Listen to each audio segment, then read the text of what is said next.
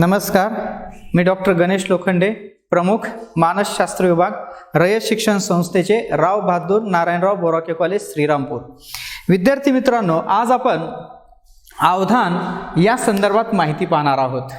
त्यामध्ये आपण अवधान म्हणजे काय, अवधान कशास म्हटलं जातं आणि अवधानाचे महत्त्वाचे प्रकार कोणते आहेत आणि अवधानामध्ये असणाऱ्या महत्त्वपूर्ण घटना, ज्याला आपण अवधान प्रत्यय असं म्हणतो, याच्यावरती थोडक्यात विचार करणार आहोत. अवधान ही एक बोधात्मक मानसिक प्रक्रिया आहे.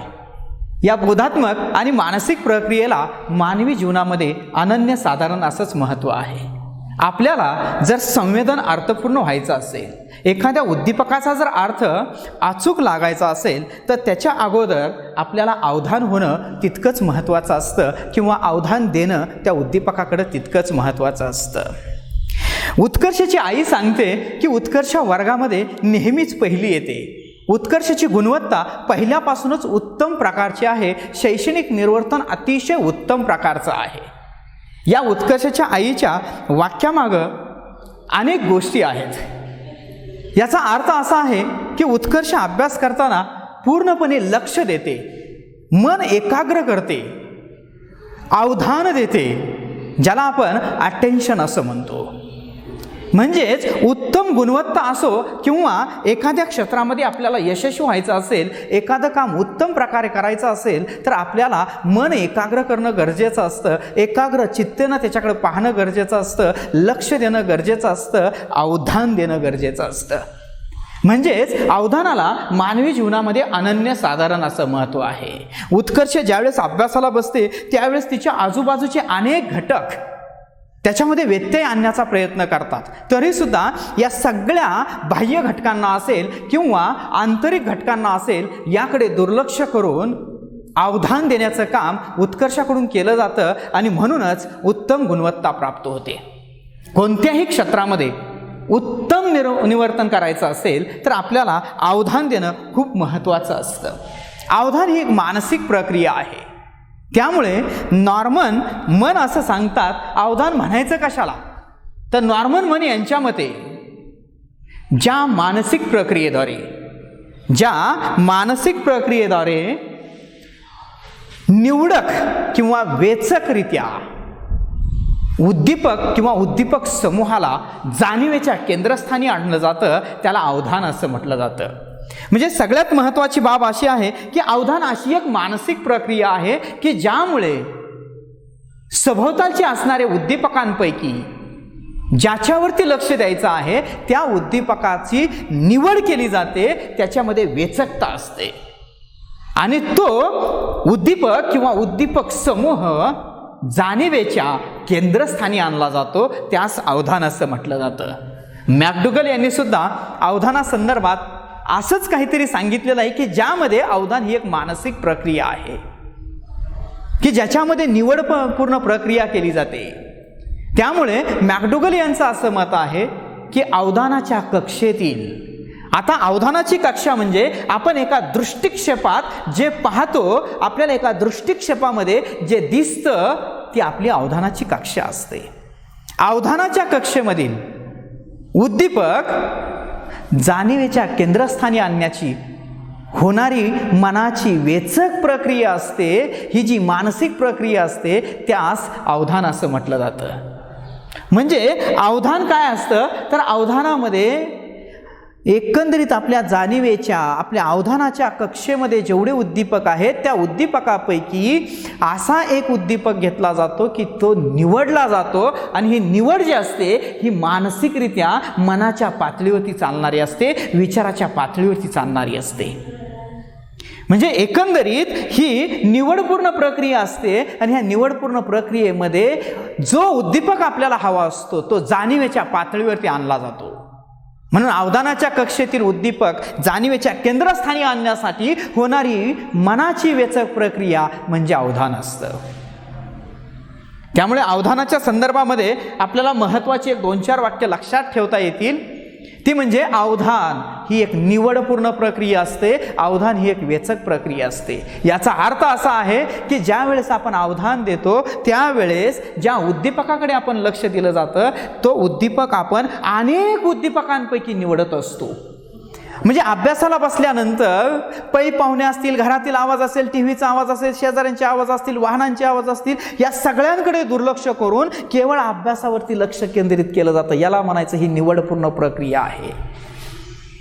दुसरी महत्त्वाची बाब अशी आहे की ही अवधानाची प्रक्रिया जी असते ही मानसिक स्तरावरती चालणारी प्रक्रिया आहे, बोधात्मक स्तरावरती चालणारी प्रक्रिया आहे। म्हणजे आपण वेगवेगळ्या उद्दीपकाकडे लक्ष देतो, याच्यामध्ये आपली पंचज्ञानेंद्रिय महत्त्वाची भूमिका जरी बजावत असले तरी या पंचज्ञानेंद्रियांनी ग्रहण केलेली माहिती मेंदूकडे दिली जाते आणि आपण मग त्याला अनुसरून विशिष्ट प्रतिक्रिया करत असतो। त्यामुळे ह्या अवधानाच्या प्रक्रियेमध्ये विचार करणं, निर्णय घेणं, स्मरण असेल, विस्मरण यासारख्या ज्या मानसिक आणि बोधात्मक प्रक्रिया असतात या मानसिक आणि बोधात्मक प्रक्रियांना अनन्यसाधारण असं महत्त्व असतं। आणखी एक महत्त्वाची बाब अशी आहे ही जी अवधानाची प्रक्रिया असते ही अवधानाच्या प्रक्रियेमध्ये शरीर सुद्धा सज्ज असावं लागतं। म्हणजे अवधानाच्या प्रक्रियेमध्ये एखादी कृती करण्यासाठी असणारी आपली शारीरिक स्थिती, आसन स्थिती असेल, आपली उभा राहण्याची पद्धती असेल, ही त्या परिस्थितीमध्ये बदलली जाते की जो परिस्थिती असते किंवा जी परिस्थिती असते त्यानुसार आपण शारीरिक स्थिती ठेवतो, शरीर सक्रिय करतो। म्हणजे एखादा स्पर्धक ज्यावेळेस धावण्याच्या स्पर्धेमध्ये असतो त्यावेळेस तो एक विशिष्ट प्रकारची पोज घेऊन असतो, शारीरिक आसन स्थिती असते। ही काय आहे, एक अवधानामध्ये शरीर सुद्धा सज्ज असावं लागतं आणि जसं शरीर सज्ज असावं लागतं तसंच अवधानामध्ये मन सुद्धा सक्रिय असतं, मानसिकता सुद्धा मानसिक सज्जता असावी लागते। ज्या वेळेस धावणारा स्पर्धक स्पर्धेमध्ये भाग घेतो त्यावेळेस तो मानसिकरित्या सुद्धा सज्ज असतो। म्हणजे शारीरिक आसन अवस्था, शारीरिक स्थिती आणि त्याचबरोबर तो पूर्णपणे ज्या वेळेस स्टार्ट म्हटलं जाईल अशासाठी तो एक वटून मानसिकरित्या शिट्टीचा आवाज ऐकण्यासाठी तो सज्ज असतो, मनाची खंबीर अशी त्यानं तयारी केलेली असते। म्हणून अवधानामध्ये मानसिकता सुद्धा तितकीच महत्त्वाची असते।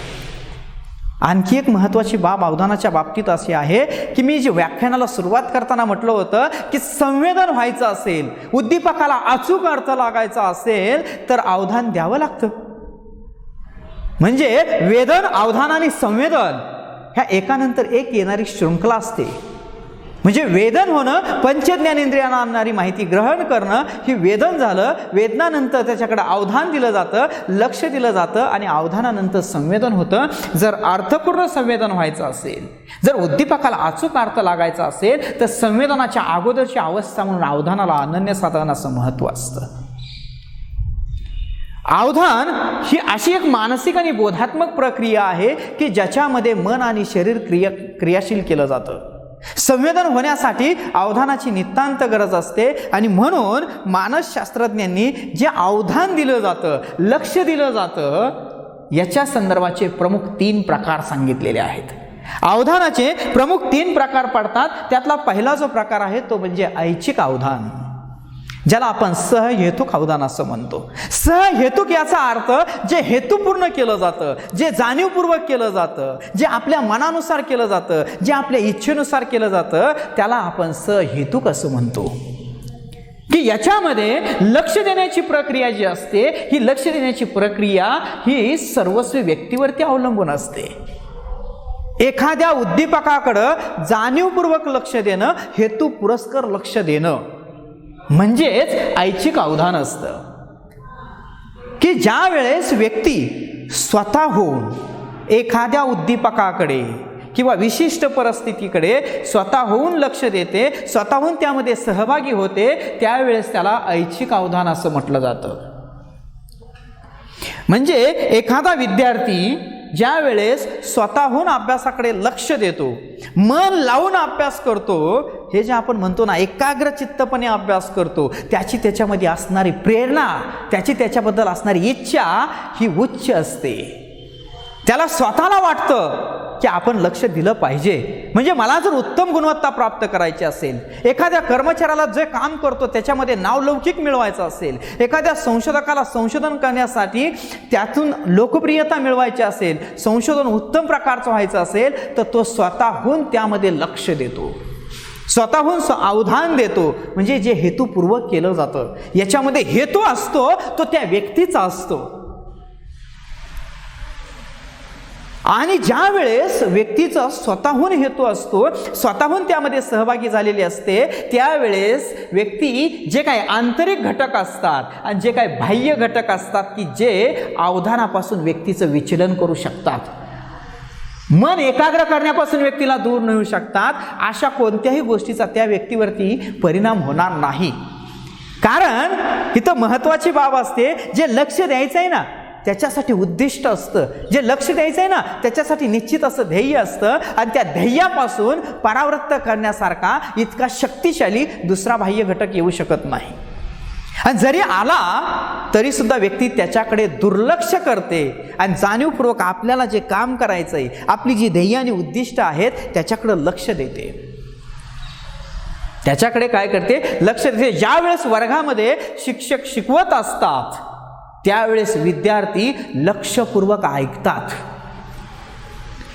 ज्यांची शिकण्याची इच्छा तीव्र असते, उच्च असते, त्यांना शिक्षकांनी म्हणण्याची गरज नसते, मी काय म्हणतोय इकडं सर्वांनी लक्ष द्या, किंवा सगळ्यांना सूचना देण्याची शिक्षकांवरती वेळ येत नाही. ज्यांना शिकायचंच नाहीये, ज्यांना त्याच्यामध्ये मनच लागत नाही, ज्यांची स्वतःहून शिकण्याची इच्छा नाही, ते लक्षच देणार नाहीयेत. म्हणजे शिक्षकांनी कितीही सांगितलं की इकडं लक्ष द्या तरी त्यांचं लक्ष विचलित होईल, कारण बाह्य घटक जे असतात त्यांची आंतरिक असणारी प्रेरणा असेल, यासारख्या घटकांमुळे त्यांचं विचलन होतं. आणि हे व्हायचं नसेल ना तर प्रेरणा उच्च असाव्या लागतात, ध्येय उच्च असावे लागतात, आणि ज्यांची असतात ना ते स्वतःहून त्या घटकाकडे लक्ष देतात. दुसरा घटक आहे तो म्हणजे अनैच्छिक अवधान, ज्याला अहेतुक अवधान असं म्हटलं जातं, की ज्या वेळेस व्यक्तीची कोणतीही इच्छा नसते, परंतु जबरदस्तीनं किंवा बाह्य घटक किंवा आंतरिक घटक इतके तीव्र असतात की त्यामुळं त्या व्यक्तीला त्या उद्दीपकाकडे लक्ष द्यावं लागतं. इथं लक्ष देण्यापेक्षा, कारण पहिल्यामध्ये व्यक्ती जाणीवपूर्वक लक्ष देते, इथं लक्ष जाते, दिले नाही जात, जाते लक्ष. आणि का जाते तर त्याच्यामध्ये व्यक्तीच्या असणाऱ्या प्रेरणा ज्या असतात ह्या निम्नतम असतील, इच्छा असणाऱ्या निम्नतम असतील, कोणत्याही प्रकारचं उद्दिष्ट नसतं, त्यावेळेस व्यक्ती वेगवेगळ्या उद्दीपकांकडे लक्ष तिचं जातं. याला उद्दीपक सुद्धा कारणीभूत असतो, बाह्य घटक म्हणून उद्दीपक सुद्धा, की ज्या वेळेस एखाद्या उद्दीपकाकडे लक्ष जातं त्यावेळेस त्या उद्दीपकाची असणारी तीव्रता, त्या उद्दीपकाचं असणारी इतर जी काही लक्षणं असतात ना, ती लक्षणं इतकी तीव्र असतात की व्यक्तीचं आपोआप लक्ष जातं. आणि काही आंतरिक घटक सुद्धा असे असतात की ज्याच्यामध्ये व्यक्तीची प्रेरणाच निम्नतम असेल तर मग मात्र तिचं इकडे तिकडे लक्ष जाईल, मुख्य घटकावरून अवधान विचलन होईल. म्हणजे याच्यामध्ये इच्छा नसताना अनैच्छिकरित्या व्यक्तीला लक्ष द्यावं लागतं किंवा व्यक्तीचं लक्ष जातं. उदाहरणार्थ ज्यावेळेस वर्गामध्ये विद्यार्थी शिकत असतात, शिक्षक एखादा घटक अतिशय उत्तम प्रकारे विद्यार्थ्यांना समजून देत असतात, मात्र त्याच वेळेस जर जोरात ढगांचा गडगडाट झाला, अचानक जोरात बाहेर पाऊस येऊ लागला, किंवा अचानक जर एखाद्या गाडीचा हॉर्न असेल, विमानाचा कर्णकर्कश आवाज असेल, रेल्वेचा आवाज असेल, असा जर आवाज आला तर त्यावेळेस विद्यार्थ्यांचं शिक्षकांकडचं लक्ष विचलित होतं आणि इतर घटकांकडे दिलं जातं. इच्छा नसताना ते जातं, म्हणून त्याला अनैच्छिक अवधान असं म्हटलं जातं. आणि तिसरा घटक आहे तो म्हणजे स्वाभाविक अवधान, याला अभ्यस्त अवधान असं म्हटलं जातं. हा खरं तर सवयीचाच भाग असतो. यदा कदाचित आपल्याला असं वाटण्याची शक्यता आहे की ऐच्छिक अवधान आणि स्वाभाविक अवधान हे सारखंच असतं का? नाही, फरक असतो. याच्यामध्ये व्यक्ती हेतूनुसार लक्ष देते, मात्र हा जो स्वाभाविक अवधानाचा भाग असतो याच्यामध्ये व्यक्तीच्या तो सवयीचा भाग बनून जातो, व्यक्तीच्या तो सवयीचा भाग बनून जातो आणि त्यामुळे इच्छा असो किंवा नसो ती व्यक्तीची सवयच होऊन जाते आणि स्वाभाविकपणे व्यक्ती बाह्य उद्दीपकांकडे लक्ष देते. त्याला आपण स्वाभाविक अवधान असं म्हणतो. बऱ्याचदा पहा, जे विद्यार्थी खिडकीच्या शेजारी बसलेले असतात ना रोज, जर त्यांना अशी काही सवय लागली ना, जर थोड्या वेळानं बाहेर पाहण्याची खिडकीतून, तर तो एक सवयीचा भाग बनून जातो. त्यामुळे वर्गामध्ये शिक्षक शिकवत असले तरी सुद्धा ते दर 5 मिनिटाला, दर 2 मिनिटाला खिडकीतून बाहेर बघतात. हा सवयीचा भाग झाला. म्हणजे याच्यामध्ये इच्छा आणायची नाहीये, तो स्वाभाविकपणे काय होतं, एक सवय लागते आणि सवयीमुळे लक्ष बाहेर जातं. आता ज्या विद्यार्थ्यांना रोज संध्याकाळी 7 वाजता अभ्यासाला बसायची सवयच असते ना, त्यांना सांगावं लागत नाही 7 वाजलेले आहेत, बरोबर त्यांच्या लक्षात येतं आणि ते 7 वाजता अभ्यासाला बसतीलच. कारण रोजचा वेळ, रोजची सवय आणि ते स्वाभाविक होऊन जातं, सवयीचा भाग होऊन जातो आणि त्यामुळे व्यक्तीला कोणत्याही प्रकारच्या इतर उद्दीपकांचा त्याच्यावरती परिणाम होत नाही, तर व्यक्ती स्वाभाविकपणे एक सवयीचा भाग म्हणून काय करते, त्याच्याकडे लक्ष द्यायला लागते. तर सर्वसाधारणपणे मानसशास्त्रज्ञांचं असं मत आहे की व्यक्ती ह्याशा वेगवेगळ्या 3 पद्धतीतून अवधान देते किंवा हे अवधानाचे 3 प्रकार पडतात.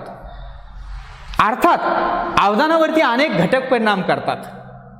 त्याच्यामध्ये व्यक्तिनिष्ठ घटक असतात, वस्तुनिष्ठ घटक असतात. या घटकाचा परिणाम म्हणून एखाद्या उद्दीपकाकडे लक्ष जाणे किंवा न जाणे, एखाद्या उद्दीपकानं प्रेरित होणे किंवा न होणे हे सर्वस्वी अवलंबून असतं. याच्या संदर्भामध्ये मानसशास्त्रज्ञांनी अवधानाची प्रत्यय किंवा ज्याला अवधानाच्या संदर्भातल्या महत्त्वाच्या घटना असं म्हटलेलं आहे, ह्या अवधानाच्या महत्त्वाच्या घटना किंवा ज्याला आपण वैशिष्ट्ये असं म्हणूया अवधानाची, तर ही महत्त्वाची वैशिष्ट्ये सांगितलेली आहेत. त्याच्यामध्ये हे अवधानाची जी प्रक्रिया असते ही जरी बोधात्मक आणि मानसिकरित्या चालत असल्या तरी अवधानाच्या पातळीवरती ह्या एकंदरीत 4 ते 5 घटक किंवा घटना घडून येतात. याला अवधानाचे प्रत्यय किंवा अटेन्शन फेनोमेना असं म्हटलं जातं. आता याच्यामध्ये सगळ्यात महत्त्वाची बाब जी आहे ती अवधान विभाजनाची. आपल्याला बऱ्याचदा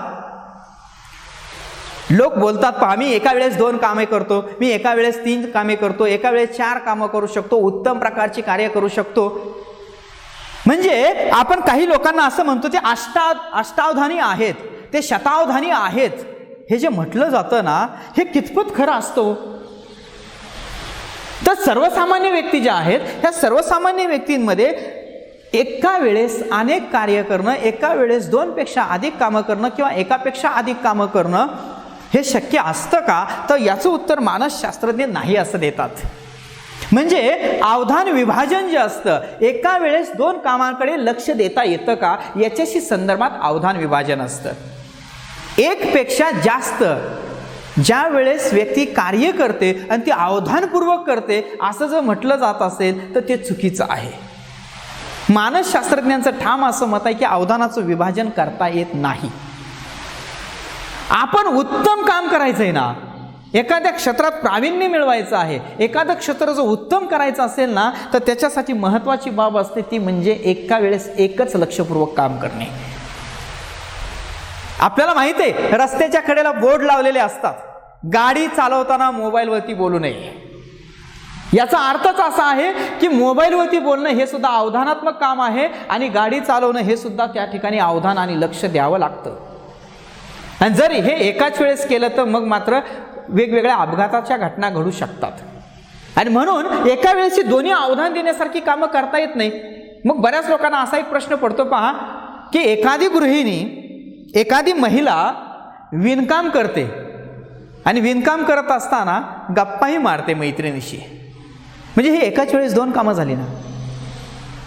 परंतु मानसशास्त्रज्ञांचं असं मत आहे की जी कामं यांत्रिक स्वरूपाची असतात ना, ती कामं आपण करत असताना दुसरं काम अवधानात्मक करू शकतो, परंतु ते सुद्धा चुकू शकतं. म्हणून महिला ज्या वेळेस विणकाम करते आणि मैत्रिणीशी गप्पा मारते ना, त्यावेळेस एखादा धागा चुकण्याची शक्यता नाकारता येत नाही.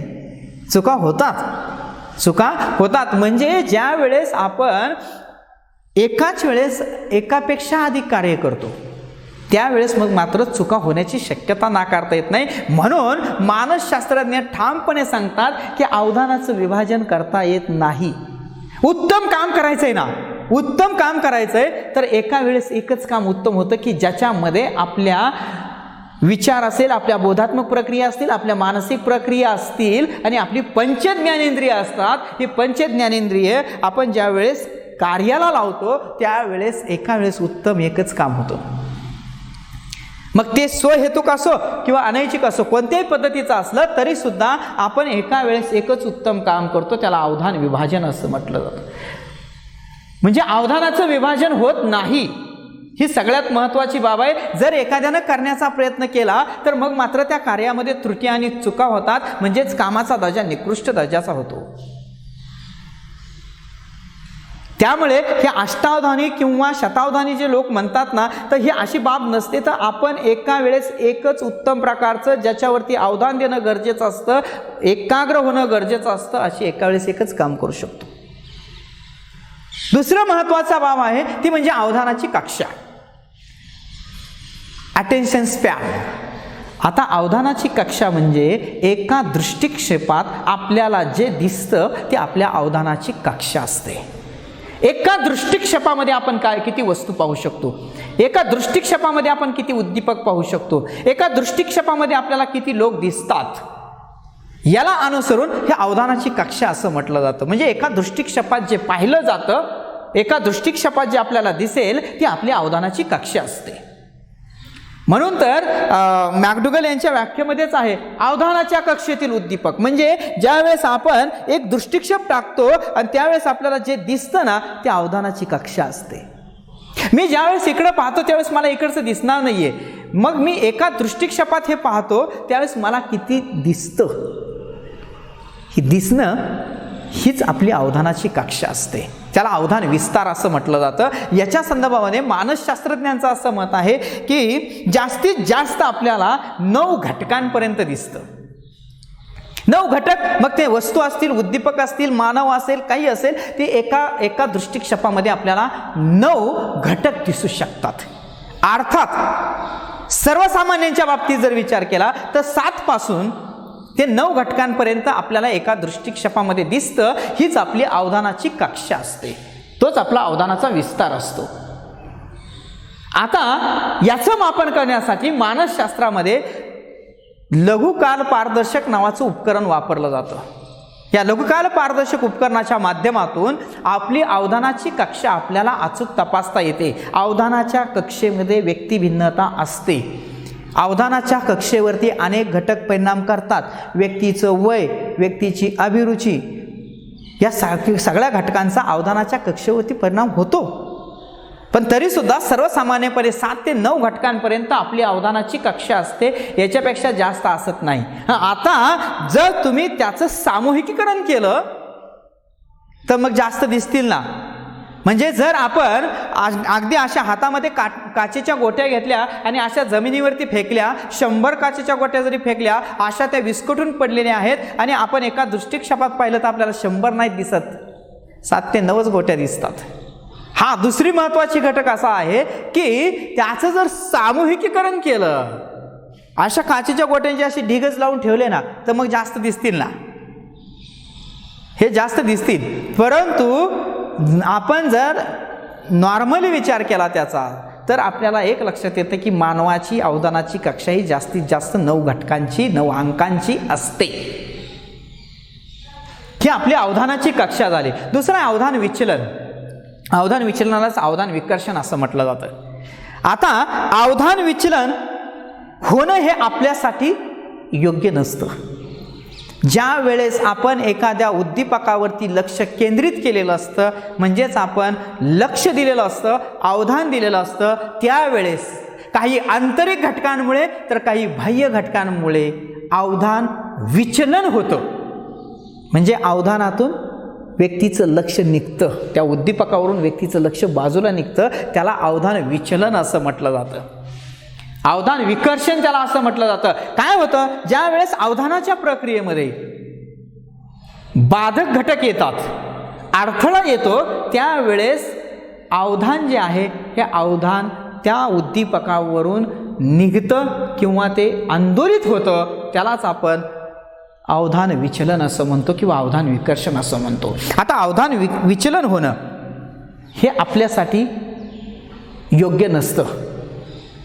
म्हणजे ज्या वेळेस वर्गामध्ये शिक्षक शिकवतात आणि त्याच वेळेस विद्यार्थी अतिशय मन लावून एकाग्र चित्तानं शिक्षक सांगतात ते ऐकतात, मात्र त्यावेळेस जर समजा वर्गातील एखादा विद्यार्थी उठून बाहेर गेला किंवा बाहेरचा एखादा आला तर इतर विद्यार्थ्यांच्या अवधानामध्ये त्याचा बाधा किंवा अडथळा येते. आणि ज्यावेळेस अशी बाधा किंवा अडथळा येतो ना, त्यावेळेस मग मात्र शिक्षकांकडे असणाऱ्या विद्यार्थ्यांचं लक्ष जे आहे ते निघतं आणि आत येणारा विद्यार्थी असेल किंवा बाहेर जाणारा असेल त्या विद्यार्थ्याकडे विद्यार्थी पाहतात. याला म्हणायचं अवधान विचलन. याच्यामध्ये मूळ अवधान जे दिलं जातं, ह्या मूळ अवधानावरून व्यक्तीचं काय होतं, मानसिक किंवा बोधात्मक जे घटक लक्ष असतं ते निघतं आणि इतर उद्दीपकांकडे दिलं जातं. आता अवधान विचलन का होतं, तर त्याला काही आंतरिक घटक कारणीभूत असतात, काही बाह्य घटक कारणीभूत असतात. बाह्य घटक म्हणजे काय, परिवेशामध्ये असणारे इतर उद्दीपक हे बाह्य घटकांमध्ये येतात. म्हणजे ज्यावेळेस विद्यार्थी शिक्षकांकडे पाहतात, ते सांगतात, ते ऐकतात, त्याच वेळेस इतर जे घटक असतात ना, इतर उद्दीपक, हे उद्दीपक विद्यार्थ्यांवरती किंवा विद्यार्थ्यांच्या अवधानावरती परिणाम करत असतात. हे बाह्य घटक आहेत. मग अगदी कोणताही असणारा वातावरणातला घटक, मग ती व्यक्ती असेल, एखादा इतर उद्दीपक असतील, या सगळ्या घटकांना अनुसरून बाह्य घटक असं म्हटलं जातं. हे बाह्य घटक अडथळा आणतात. काही आंतरिक घटक असतात.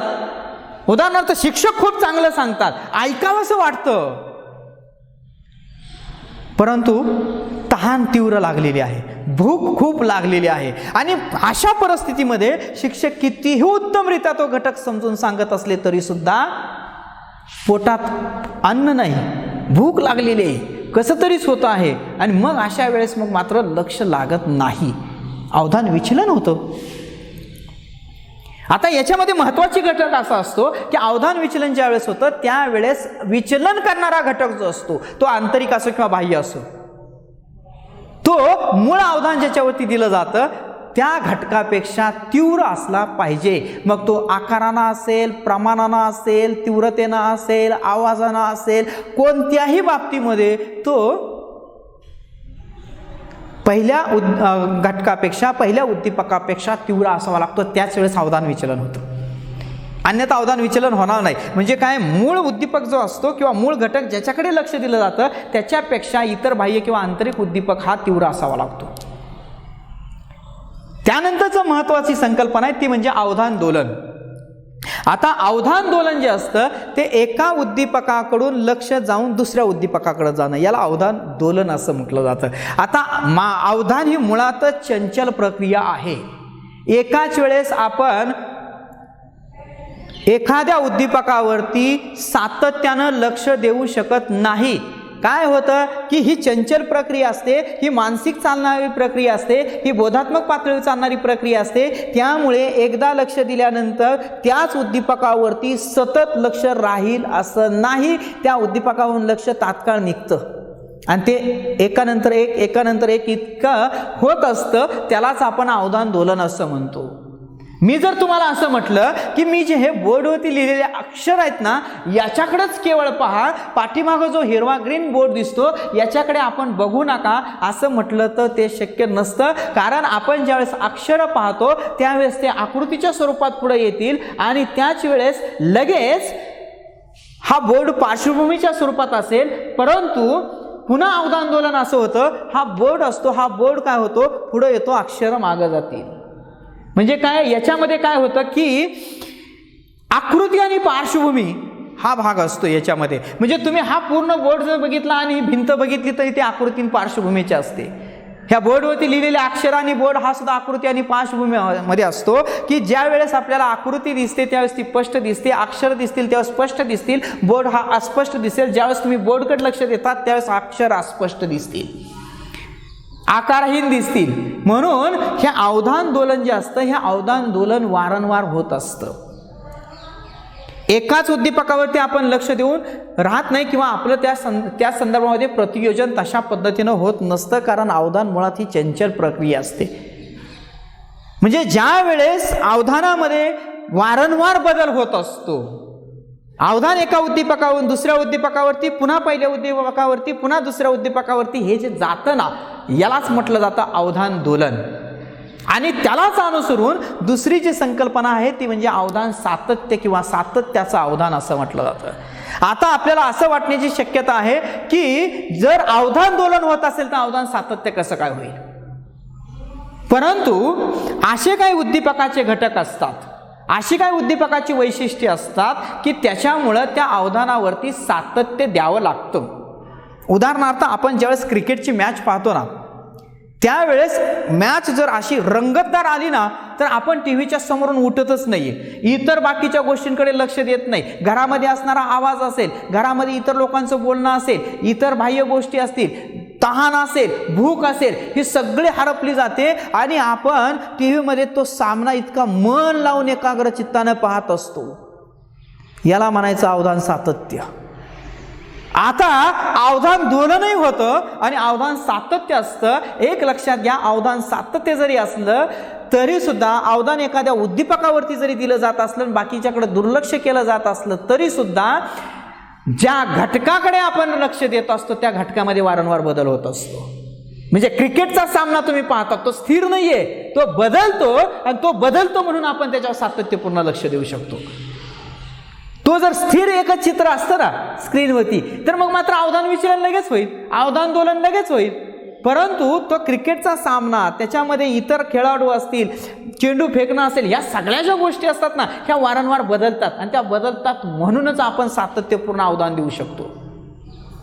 किंवा एखाद्या व्यक्तीची आजारी असल्यानंतर त्याची सेवा करण्यासाठी असणारी व्यक्ती असते ना ती त्याच्यावरती पूर्ण लक्ष देऊन असते, ती तिथून कुठंच जाणार नाहीये, त्या व्यक्तीची सेवा करण्यासाठी ती त्या ठिकाणी थांबलेली असते. परंतु हे अवधान सातत्य जरी असलं तरी जी व्यक्ती आजारी असते ना त्याच्यामधल्या बदलाला अनुसरून ते अवधान सातत्य असतं. त्यामुळे ज्या वेळेस आपण असं म्हणतो ना की एखादं अवधान दोलन होतं, परंतु त्याची दुसरी बाजू अशी असते की ज्या वेळेस आपण एखाद्या उद्दीपकावरती लक्ष देत असतो, त्या उद्दीपकामध्ये होणारा बदल असतो, त्या उद्दीपकामध्ये होणारी परिवर्तनं असतात, ही परिवर्तनं आपल्याला अवधान किंवा लक्ष देण्यासाठी भाग पाडतात. उद्दीपकामध्ये होणारा सातत्यानं बदल असतो आणि ह्या सातत्यानं होणाऱ्या बदलामुळे अवधान सातत्य घडून येतं. अवधान सातत्य घडून येतं. तर सर्वसाधारणपणे मानसशास्त्रज्ञांचं असं मत आहे की अवधान आपल्याला देणं अतिशय महत्त्वाचं असतं. कोणत्याही कार्यामध्ये यशस्वी व्हायचं असेल, कोणत्याही क्षेत्रामध्ये आपल्याला नावलौकिक मिळवायचं असेल, कोणत्याही क्षेत्रामध्ये आपल्याला अव्वल स्थानावरती राहायचं असेल, जर आपल्याला उद्दीपकांचे अचूक अर्थ लावायचे असतील तर अवधान देणं तितकंच महत्त्वाचं असतं. आणि अवधानाला म्हणून तर मानवी जीवनामध्ये अनन्यसाधारण असं महत्त्व आहे. अचूक संवेदन होण्यासाठी अवधान देणं तितकंच गरजेचं असतं. धन्यवाद.